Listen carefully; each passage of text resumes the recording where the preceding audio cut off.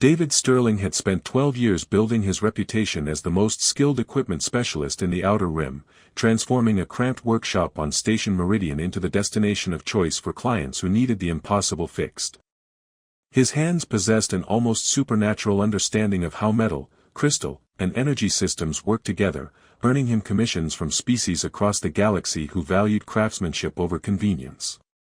When the woman entered his workshop, David initially assumed she was another collector seeking restoration of a family heirloom.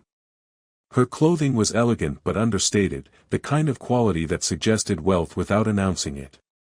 What caught his attention, however, was the way she moved, with the fluid precision of someone trained in combat, despite her obvious attempts to appear casual.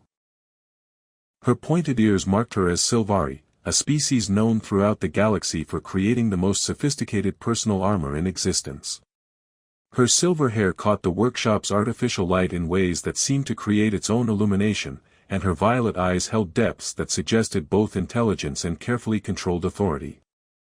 "I need something repaired," she said simply, her musical accent carrying undertones that David couldn't identify but found oddly compelling. "What kind of something?" David asked, setting aside the plasma rifle he'd been calibrating for a Centauri trader. The woman, who still hadn't introduced herself, gestured toward the entrance where a hovercart waited with cargo that made David's breath catch. Even covered by protective wrapping, he could see enough detail to recognize Sylvari royal armor, the kind of ceremonial battle gear that served as both protection and artwork. "Bring it in," David said, his professional curiosity overriding normal business protocols about payment arrangements and project timelines. "Let me see what we're dealing with." What they unwrapped in his workshop was the most beautiful and damaged piece of personal armor David had ever encountered. Each component showed the elegant aesthetics characteristic of Sylvari craftsmanship, but also bore the scars of real combat. The crystalline energy channels that ran through the metal like luminous veins had been damaged in ways that suggested desperate fighting, and several protective systems showed signs of catastrophic overload. "This isn't simple repair work," David observed as he examined the intricate pieces. "Someone wearing this armor survived what should have been a killing blow." The energy distribution system redirected enough force to save the wearer's life, but at the cost of burning out half the internal mechanisms. His unnamed client watched him work with intense attention, her violet eyes tracking every movement of his hands as he traced damage patterns through the crystalline matrix. David noticed that her ears, more delicately pointed than typical Sylvari features, were angled forward in concentration, and that her skin possessed a subtle luminescence he'd never seen before. "You understand the craft," she said, and David heard something in her voice that sounded like recognition mixed with surprise. "Most repair specialists focus on functionality alone. You examine the armor as if it were alive." "Because in a way, it is," David replied, his hands moving with practiced precision as he began to understand the complex relationship between the crystalline technology and the organic metals that formed the armor's foundation. Sylvari armor doesn't just protect the wearer, it forms an empathic bond with them. The crystalline channels learn to anticipate movement patterns, energy requirements, even emotional states that might affect combat performance. His client stepped closer to the workbench, and David became aware of her presence in ways that had nothing to do with professional consultation. She moved with the kind of controlled grace that suggested years of combat training, but there was also a vulnerability about her that made him wonder what circumstances had led to her armor's catastrophic failure. "How long will restoration take?" she asked. "That depends on what you mean by restoration," David said, setting down his diagnostic tools to give her his complete attention. "I can repair the mechanical systems in a few days. But if you want the armor to truly serve you again, to establish the empathic bond it was designed to create, that requires understanding why it failed in the first place." Something in her expression shifted, and David realized that the armor's failure might be connected to personal circumstances she hadn't intended to discuss with a human craftsman she'd just met. "What do you mean?" she asked carefully. David gestured to the damage patterns visible throughout the armor's energy distribution system. Sylvari armor fails when there's a fundamental disconnect between the wearer's emotional state and their survival instincts. The crystalline matrix responds to psychological stress as much as physical threats. If the wearer is conflicted about something essential, their purpose, their relationships, their identity, the armor can't maintain the empathic connection necessary for optimal protection. His client was quiet for a long moment, and David noticed that her luminescent skin had taken on a subtle golden glow that seemed to indicate emotional distress. "And you can repair that kind of damage?" she asked finally. "I can repair the armor," David corrected gently. "But the emotional disconnect that caused the failure, that's something only the wearer can address." She studied his face with the intensity of someone evaluating whether to trust a stranger with information that could be dangerous in the wrong hands. David found himself hoping she would choose to trust him, though he couldn't explain why her decision seemed personally important rather than simply professional. "There may be personal factors that contributed to the armor's malfunction," she admitted carefully. "Political pressures that conflict with personal desires. Duties that require emotional suppression that interferes with the empathic bonding process." David set down his tools and faced her fully, recognizing that they'd moved beyond simple equipment consultation into territory that required a different kind of expertise. "I should tell you," he said honestly, "that true armor restoration requires a level of collaboration between craftsman and wearer that goes beyond normal professional boundaries. If you want me to repair not just the mechanical damage but the empathic connection, I'll need to understand the personal circumstances that caused the failure." She met his gaze with an expression that combined authority with vulnerability, and David realized that accepting this commission might involve him in complications that extended far beyond metalwork and crystalline technology. "My name is Vera Silfani," she said finally, and David heard something in her tone that suggested the name should be familiar to him. "Silfani," David repeated, his knowledge of galactic politics finally providing context. "As in Queen Vera Silfani of the Northern Territories?" "As in the woman whose armor failed when she needed it most," she replied with a slight smile that didn't reach her eyes. "And who now needs to decide whether to trust a human craftsman with both her personal protection and her political secrets." David looked at the damaged royal armor, then at the woman who had somehow managed to survive what appeared to be an assassination attempt, and realized that his workshop had just become the center of the most complex and potentially dangerous restoration project of his career. "Your Majesty," he said formally, "I suggest we begin with the mechanical repairs and see whether trust develops alongside craftsmanship." Over the following days, David discovered that repairing Silvari royal armor required skills that went far beyond traditional metalwork. Each component demanded not just mechanical restoration but psychological recalibration, as the crystalline matrix had retained emotional imprints from Queen Vera's experiences that needed careful preservation while removing the trauma patterns that had caused the system failures. "The chest plate absorbed the majority of whatever damaged your armor," David explained as he worked on the intricate energy distribution network. "The crystalline channels show evidence of massive overload, but also signs that they successfully redirected lethal force away from vital organs. Someone tried to kill you, and your armor sacrificed its own stability to save your life." Queen Vera watched him work from a chair beside his workbench, having taken to spending entire days in his workshop during the restoration process. David had learned that her presence wasn't just royal oversight, the armor responded better to repairs when its bonded wearer was nearby, as if the empathic connection helped guide the healing process. "The attack occurred during what should have been a secure diplomatic reception," she explained, her voice carrying the careful neutrality of someone discussing political assassination attempts. "Someone had managed to introduce a plasma weapon designed specifically to overwhelm Silvari defensive systems.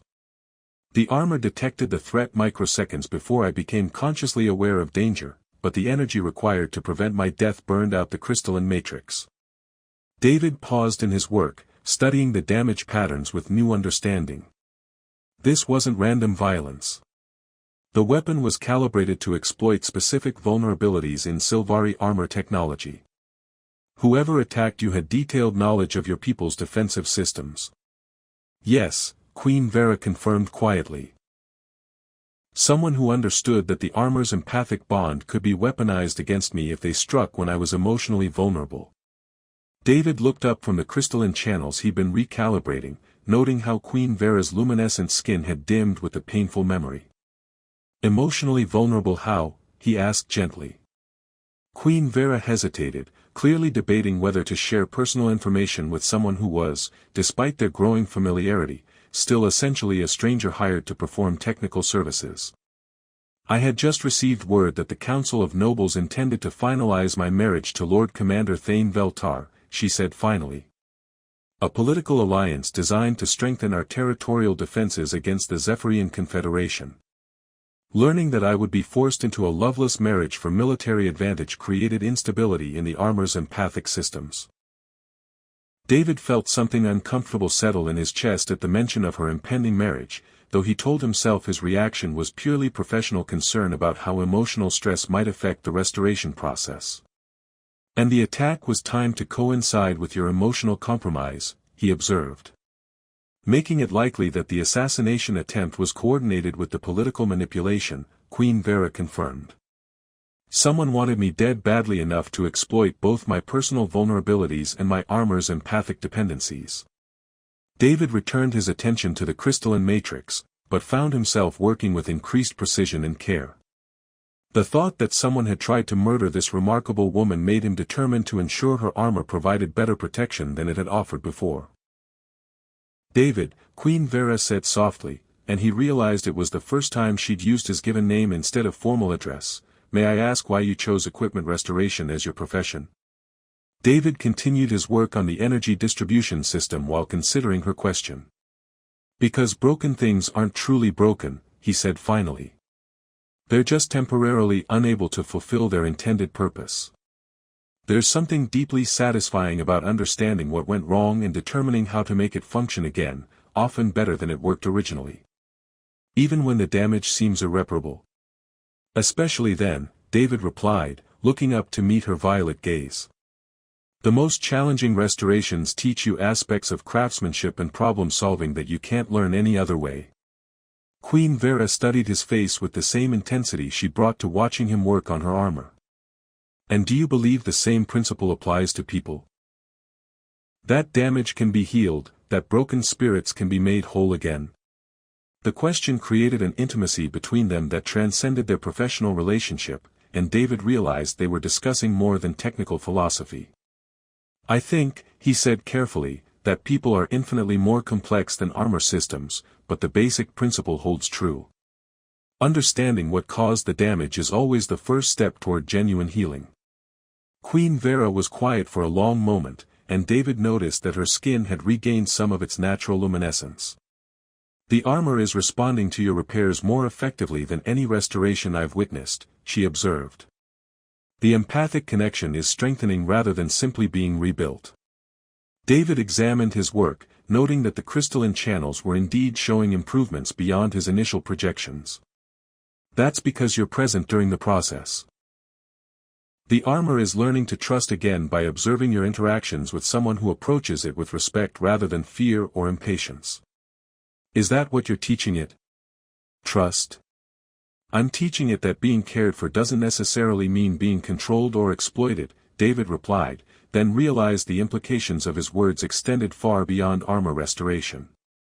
Queen Vera's expression shifted to something that might be recognition mixed with hope, and David understood that they had moved beyond professional consultation into territory that could complicate both their lives in ways neither had anticipated. The empathic bonding process requires emotional honesty from the wearer, David continued, focusing on the technical aspects to avoid dwelling on the personal undercurrents of their conversation. If you're conflicted about your identity or your relationships, the armor will continue to experience instability. And if I'm discovering that my feelings about relationships are more complex than I previously understood? Queen Vera asked with a directness that made David's hands pause in their precise movements. Then the armor will reflect that complexity, David replied, meeting her gaze despite the implications of what they were discussing. But complexity isn't the same as instability. The crystalline matrix can adapt to nuanced emotions as long as they're genuine rather than suppressed. Queen Vera stood and moved closer to his workbench, close enough that David could feel the warmth radiating from her luminescent skin. And what if the genuine emotions I'm experiencing are ones that my political position makes impossible to pursue? She asked quietly. David set down his tools and turned to face her fully, recognizing that they had reached a point where honesty was necessary despite the potential consequences. "Then we find a way to make the impossible possible," he said simply. Because armor that bonds with someone who understands your true nature will always protect you better than armor configured for the person others expect you to be. The crystalline channels in the partially restored armor began to pulse with soft light that seemed to respond to the emotional resonance developing between them, and David realized that the restoration process had become about far more than repairing damaged equipment. The revelation comes during the final phase of restoration, when David attempts to recalibrate the armor's empathic bonding systems and discovers something that shouldn't be possible according to everything he understands about Sylvari technology. The crystalline matrix is rejecting standard bonding protocols, he reports, frowning at readings from his diagnostic equipment that seem to defy established technical specifications. It's not responding to your genetic signature the way it should. Instead, it's attempting to establish a connection pattern that includes. He pauses, running additional scans to confirm what his instruments indicate. A connection pattern that includes what? Queen Vera asks, though something in her tone suggests she might already understand the implications of what he's discovered. "Me," David admits, staring at data that challenges his comprehension of how empathic technology functions.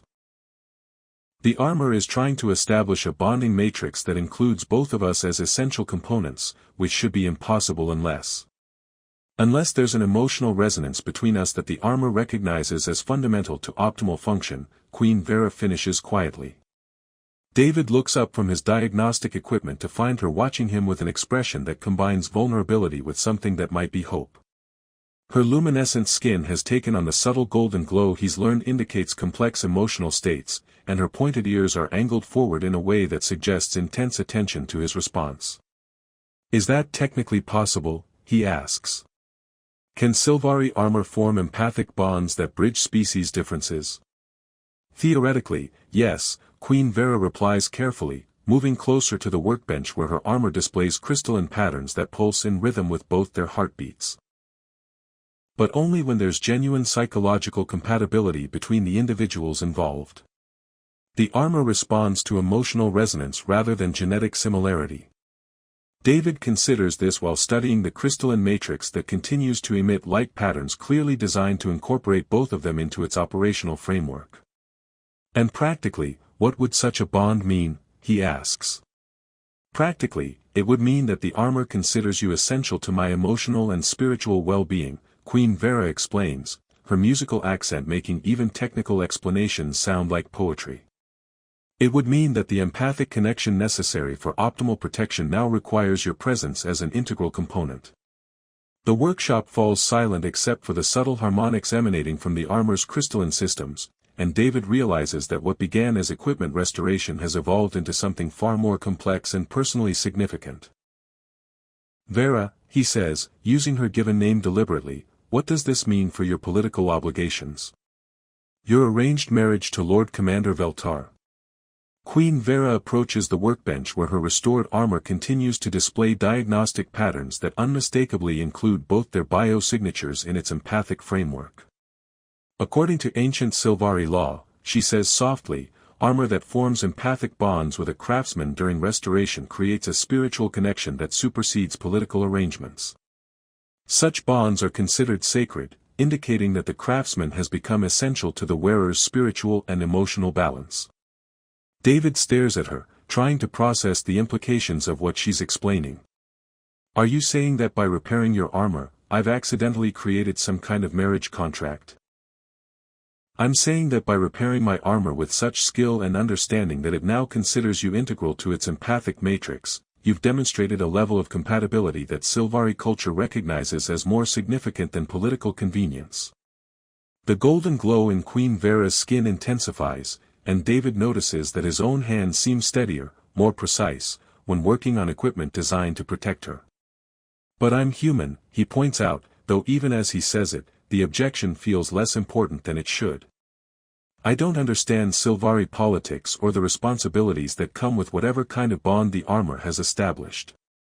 "The armor understands you better than you understand yourself," Queen Vera replies, close enough now that David can see the intricate patterns of light that move beneath her luminescent skin.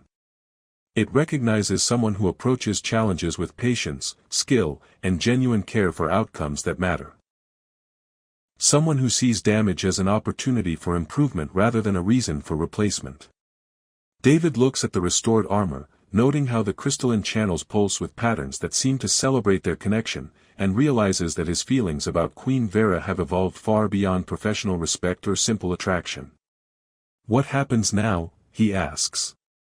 Now we discover whether the bond the armor has created between us can exist in the political reality of my position, with all its complications and cultural challenges, Queen Vera says, reaching for his hand with the same careful precision he brings to his craftwork.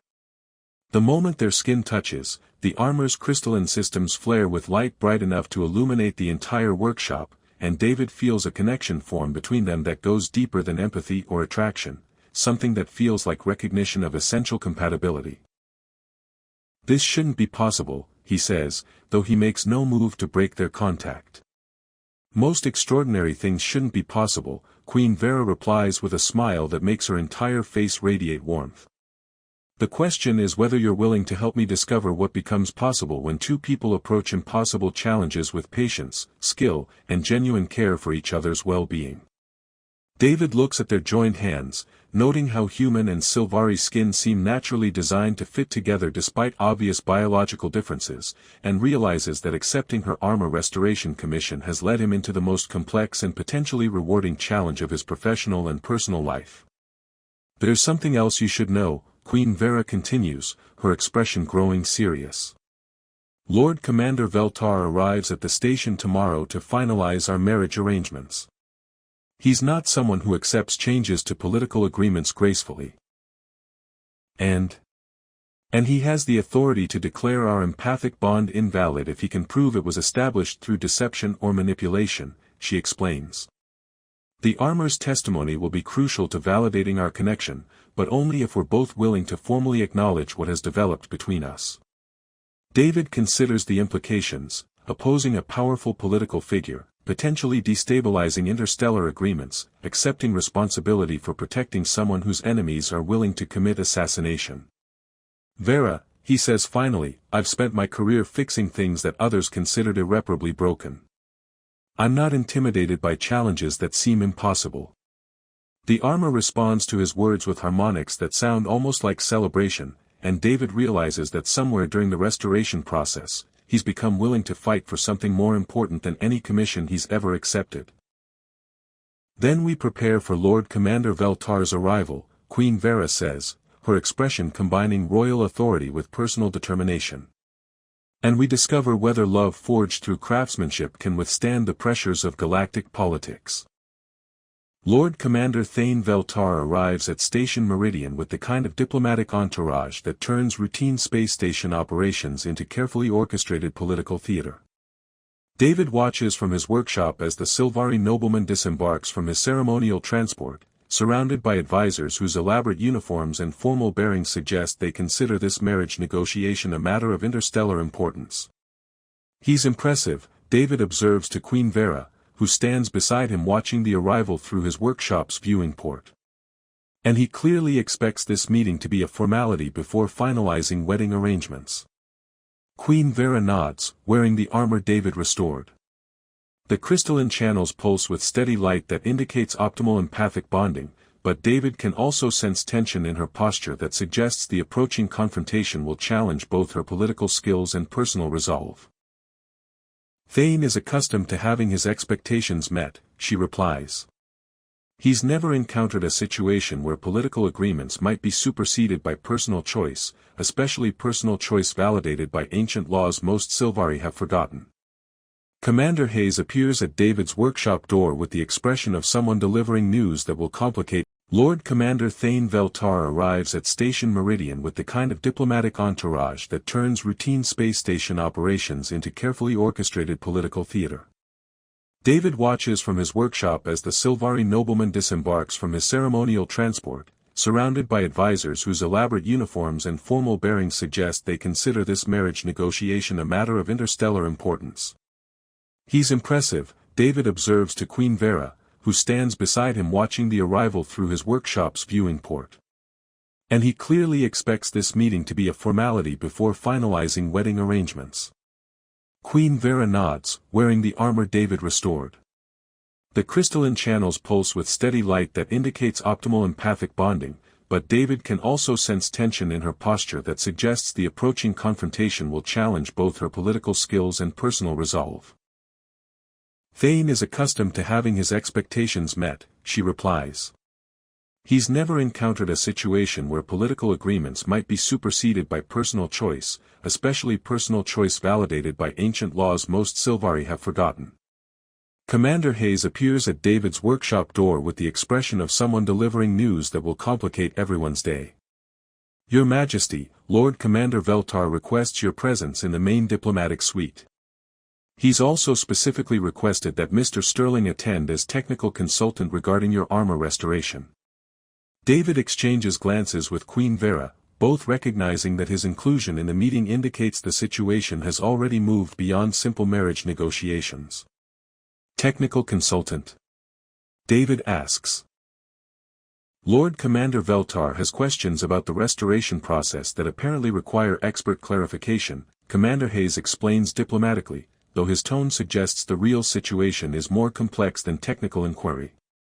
The diplomatic suite has been transformed into something between a courtroom and a ceremonial chamber, with recording equipment that will broadcast the proceedings to interested parties across Sylvari territory. Lord Commander Veltar occupies the center of the space with the kind of commanding presence that David imagines serves him well in military and political contexts. He's tall even by Sylvari standards, with aristocratic features and ceremonial armor that rivals Queen Vera's in complexity and beauty. His pointed ears bear decorative enhancements that indicate high rank, and his violet eyes study David with the calculating attention of someone evaluating a potential obstacle to desired outcomes. Craftsman Sterling, Lord Commander Veltar says with the tone of someone addressing a useful but ultimately replaceable service provider, I understand you performed extensive restoration work on Queen Vera's personal armor.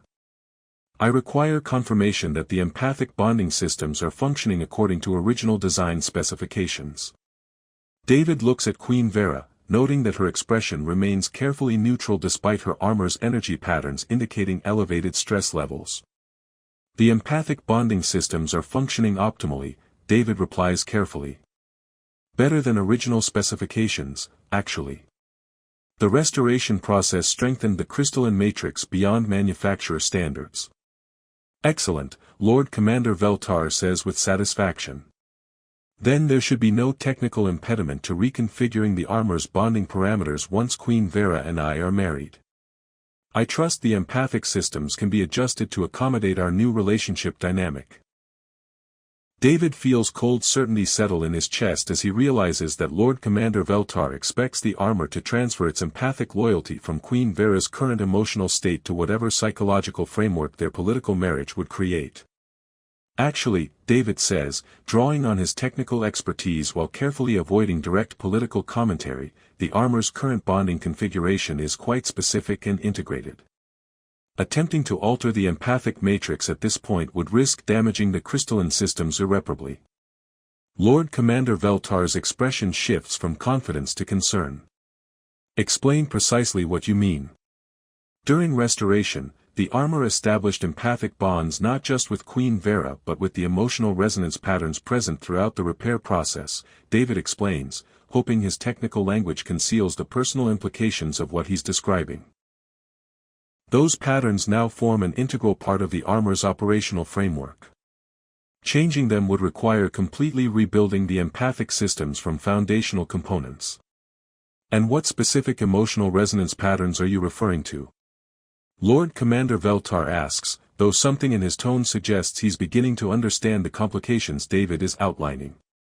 Queen Vera steps forward, her armor pulsing with light that seems to draw strength from David's presence in the room. The armor has formed an empathic bond with David Sterling as my chosen life partner, she announces with the authority of someone making an official royal declaration. According to ancient Sylvari law, such bonds supersede political arrangements made without the armor's empathic consent. The diplomatic suite falls silent except for the humming of recording equipment and the subtle crystalline harmonics emanating from Queen Vera's armor. Chosen life partner? Lord Commander Veltar repeats, his voice carrying disbelief mixed with growing indignation. Husband, Queen Vera clarifies, looking directly at David with an expression that combines royal decree with personal invitation. By the sacred laws of empathic bonding, David Sterling has become my spiritual and emotional partner through the restoration process. Our union is recognized and validated by the armor itself. David stares at her, trying to process the fact that he's just been declared married to an alien queen in front of a diplomatic audience that includes her originally intended husband. Your Majesty, he begins, though he's uncertain whether he's about to protest the designation or accept it. Do you acknowledge the bond the armor has created between us? Queen Vera asks formally, though David can see in her eyes that his answer matters to her on levels that transcend political necessity. David looks at the crystalline patterns pulsing through her armor, noting how they respond to his emotional state with the same precision they respond to hers. He considers the weeks of working together, the gradual development of trust and understanding that had grown alongside the technical restoration, the recognition that she had become essential to his sense of purpose in ways he'd never anticipated. I acknowledge and accept the bond, he says, and immediately the armor flares with light bright enough that the diplomatic suite's environmental systems automatically adjust the illumination levels. Lord Commander Veltar objects with considerable force, citing political precedents and military necessities. The various advisors debate legal interpretations and cultural traditions with the intensity of scholars arguing fundamental principles. The recording equipment captures what will become known throughout Sylvari space as the most unprecedented royal wedding ceremony in their civilization's history. But David has attention only for Queen Vera's radiant smile and the way her armor sings in crystalline harmonics that celebrate a bond forged through patient craftsmanship and deepened through genuine understanding. This union is not recognized by the Council of Nobles, Lord Commander Veltar declares with finality. Political agreements cannot be dissolved by craftsman sentiment and ancient laws that no longer serve modern governmental needs. This union is recognized by the empathic systems that keep me alive, Queen Vera replies with equal finality. And by the ancient laws that predate the Council of Nobles by centuries. David Sterling understands my nature better than any political arrangement could accommodate, and my armor has validated that understanding through bonds